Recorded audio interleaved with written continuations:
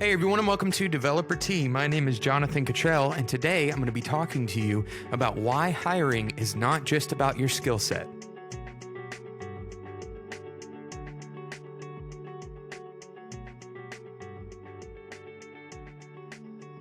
I get a lot of emails from people who are looking for jobs as a developer. They're often confused as to why they haven't been able to find employment, and they talk about how their skill set is adequate for almost every job that they have applied to. And some people even see people who are less qualified than them get the jobs that they applied to, and it's really confusing and it's frustrating. And it's even easy to get burnt out. It's easy to get burnt out on the job searching process. It's tiring, and these people are frustrated. And I want to share with you today why your skill set is not the only thing that matters. A lot of people who have emailed me, that is the thing that they have focused on. It's kind of the common vein in those emails. And so I want to share with you why the skill set is not the only thing that matters.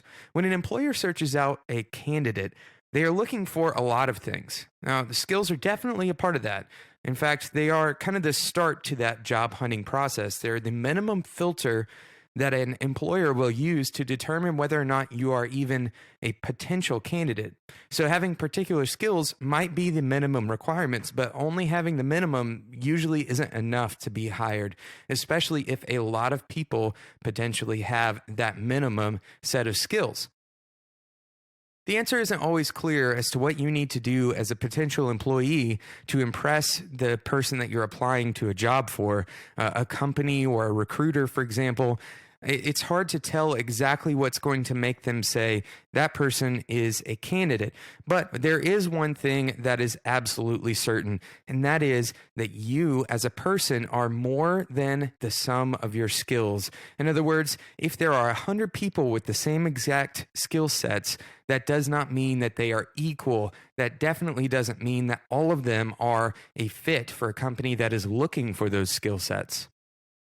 So what aspects make you employable? What do I look for in an employee when I am looking for someone to fill a particular role? Well, one thing could definitely be the salary that you require. For example, if two people with the same skill sets are requiring two different salaries, then typically a company will acquire the person who is asking for the lower salary. This isn't always true. For example, if one of those candidates is asking for an extremely low salary, then it's very possible that they are undervaluing their work or that they aren't confident, and that kind of signal is a negative signal. I don't know that I want somebody on my team who isn't really confident in the work that they can do, so I might choose somebody who is asking for a bit of a higher salary, but one that is still reasonable. There's still a lot more that I consider as an employer. There's still a lot more that I look at when I am looking for a potential employee. I'm going to share with you 3 different areas today that you should be thinking about when you go on the job hunt. When you want to be employable, these are 3 areas for you to think about. But first, I'm going to take a quick sponsor break. You've probably heard of QuickBooks, and you might even use QuickBooks every day in your small business. But did you know that QuickBooks has an API? Intuit has built the API with developers in mind, using standards like OpenID, OAuth, and REST API calls. And with millions of businesses already using QuickBooks, you've got a customer base that's ready to use your app. And you can even publish your app on apps.com. Intuit's application marketplace built specifically for QuickBooks users. And here's the best part of the QuickBooks API and apps.com. It's all free. Intuit doesn't take a royalty share from the applications that you publish. You can get up and running in just a few minutes using the Developer Sandbox and the API Explorer. Just go to developer.intuit.com today to get started. There will also be a link in the show notes to let Intuit know that you're a Developer Tea listener, which is a huge help to the show. Check it out in the show notes on developertea.com. Today, we've been talking about the things that make you employable, the things that go beyond your skill sets and make you an attractive potential employee. I've intentionally been using language as an employer, as if I am the employer looking for potential employees, because I think that is the first essential step to understanding what it means to be employable, for you to get into the mind of the person that is trying to make the decision about hiring you.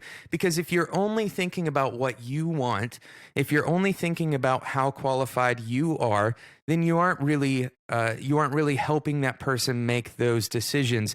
You have to think about what the company wants. You have to think about what the company is looking for in a potential employee.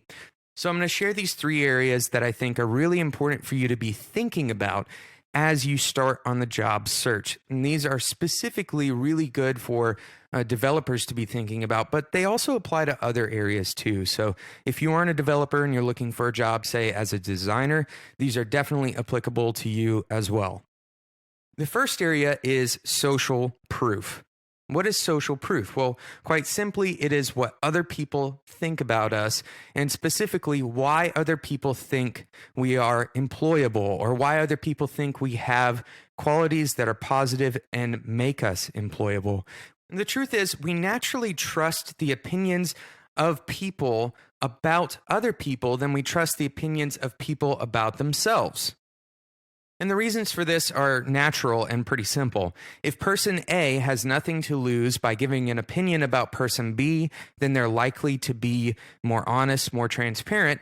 If person B is trying to get a job and they're asked their opinion about themselves, they have more to lose. And so it is more likely that they would be pressured into being dishonest. Or perhaps person B may not see certain aspects of their personality or working habits that person A sees in person B's personality or working habits. So gathering social proof for me as an employer gives me a little bit more confidence that I am not taking a risk by judging somebody based on their own opinion about themselves. It gives me a little bit more to go on, and I'm more likely to trust that candidate than if they were to only have their own presentation of themselves. And there are multiple ways to handle social proof. One is to actually ask other people who have worked with you for a testimonial that you can share in the future. Make sure that you get their permission if you're going to use their contact, use their name or their brand to show another employer in the future. Of course, LinkedIn offers a social proof mechanism of asking people for their opinion about you, and it shows up on your profile. But the most important thing here is that you have social proof ready to show, and that if I go looking for social proof about you, that I don't find something that is the opposite of what you said. In other words, be honest. Don't lie about what somebody thinks about you. Of course, you can always point to publicly available tweets about you without asking a person for permission, since they have already given their implicit permission by tweeting it in the open, by tweeting it publicly. So that's the first one. Gather social proof and share it. Make sure you have a list of things that people have said that are nice about you, that you have the permission to share. Number 2, show what you do with your time to your potential employer. And this means not only your time with development, don't just show the things that you're interested in when it comes to development, but also other parts of your life. You are a human being.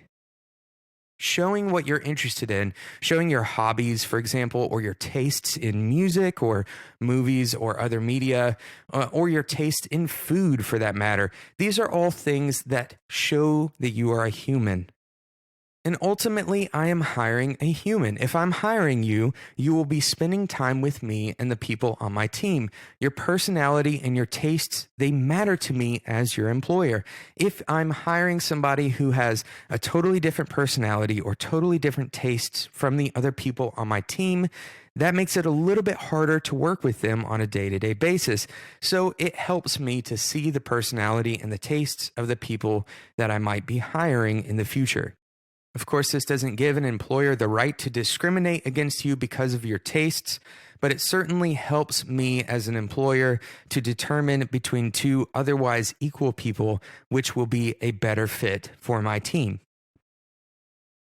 So this means share the media that you are consuming, share the things that you like, talk about your hobbies, show your personality, be who you are. And that seems simple, and it doesn't seem like an employer would care about those things. But in fact, that makes you more memorable, and it gives you potential connection points with your employer. Let's say you enjoy mountain biking. Well, if you come to Chattanooga, where I live, mountain biking is something that you can do and something that you would enjoy. And if you told me that you like mountain biking when we're in an interview, then I can say, hey, you would really enjoy living here then. And I would much rather hire somebody who's going to enjoy living here where they would need to live to work with me than hire somebody who would absolutely hate living here. For example, if somebody told me, hey, I really don't like hot summers, Chattanooga is probably not a great place for them. But if they really want to live in a place that has warm summers and has a river, then Chattanooga would be a fantastic place for them. So sharing the things that you like, sharing the way that you spend your time, they show your human side, and they'll help you find out if you are going to like that job. You might be applying for a job that, come to find out, you would actually not really enjoy that much. Again, you are not the sum of your skills. You're not a machine. You work with machines, but you are a human. And if you are having to relocate, especially, then sharing the things that you do with your time is really important to your employer. If you don't share the things that you do with your time, it's much harder for that employer to determine if you're going to be a good fit for the team. Now, this isn't just about taste either. Showing what you do with your time, especially if it does have something to do with development, also shows that you are interested, genuinely interested, in becoming a better developer. If you interact with comments online, that's how you're spending your time.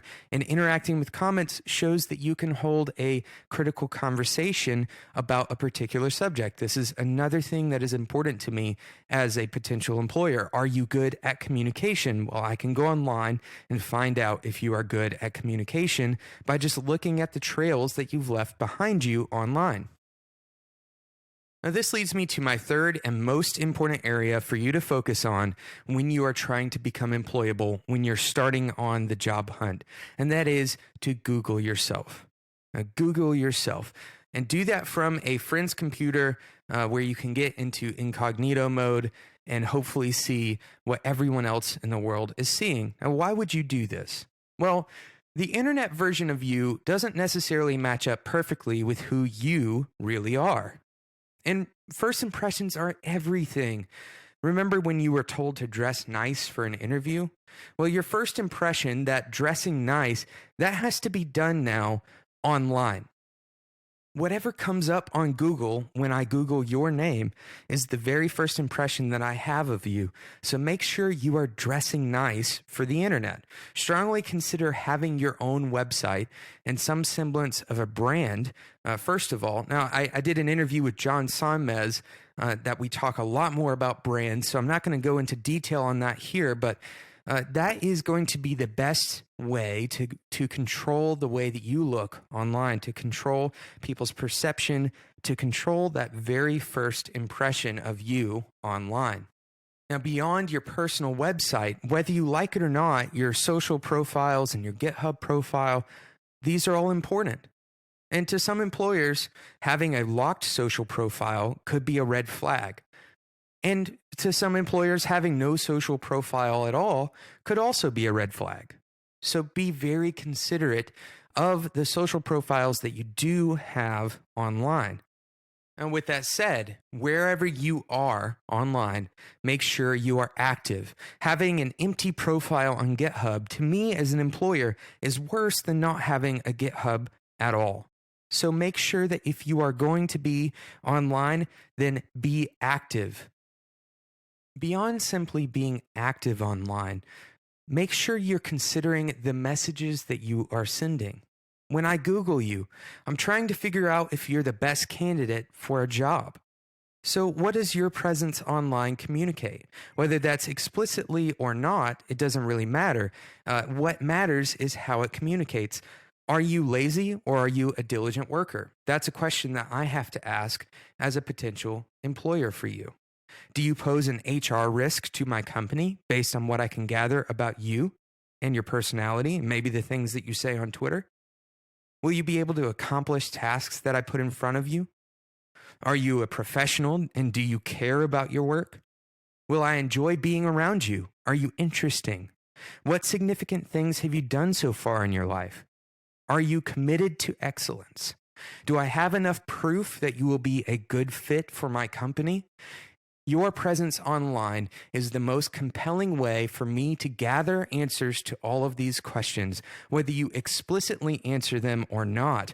It's my job to find answers to those questions, and I will make up answers to those questions based on what I'm seeing about you online first. Even if it's subconsciously, I can make assessments about what I see about your identity that I find online.